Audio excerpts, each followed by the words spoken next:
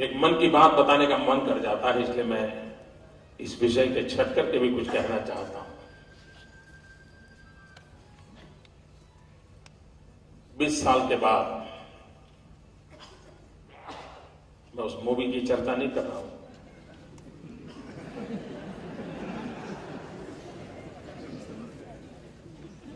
20 साल के बाद मनमोहन सिंह जी फिर से एक बार वित्त मंत्री बन गए हैं।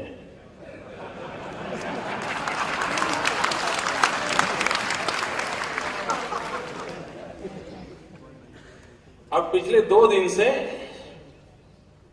उन्होंने बोलना शुरू किया है।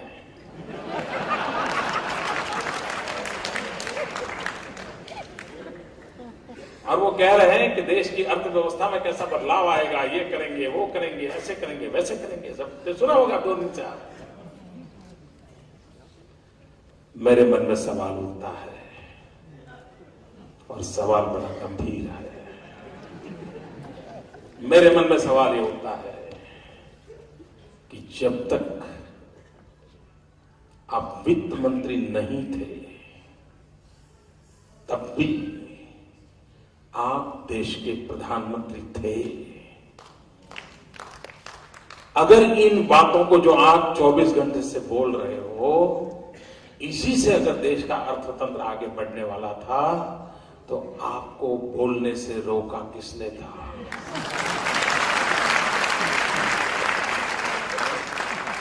आपको वो कदम उठाने से कौन रोक रहा था? क्या कारण है कि वित्त मंत्री ने इस्तीफा देने के बाद आपको ये नया विजन आ गया? क्या वित्त मंत्री थे वो इन बातों को करने नहीं देते थे? देश जानना चाहता था। क्या आप नहीं चाहते थे कि ये वित्त मंत्री को सफलता मिल जाएगी, इसलिए ये जड़बूटी उनके हाथ न लग जाए?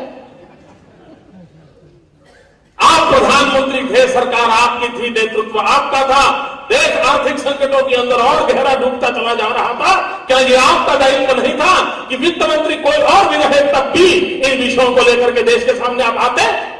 नहीं आए। क्यों? देश जानना चाहता है।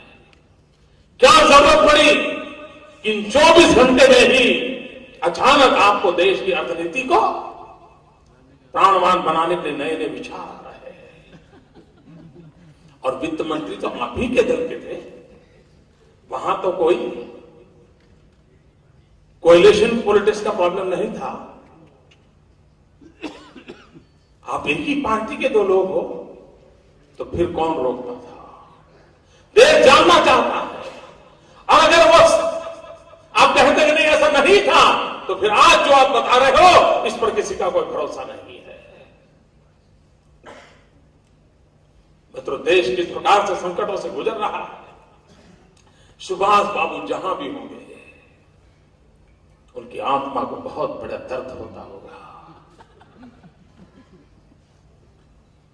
ये क्या देश को बना दिया इन लोगों ने, क्या हाल कर दिया है देश का।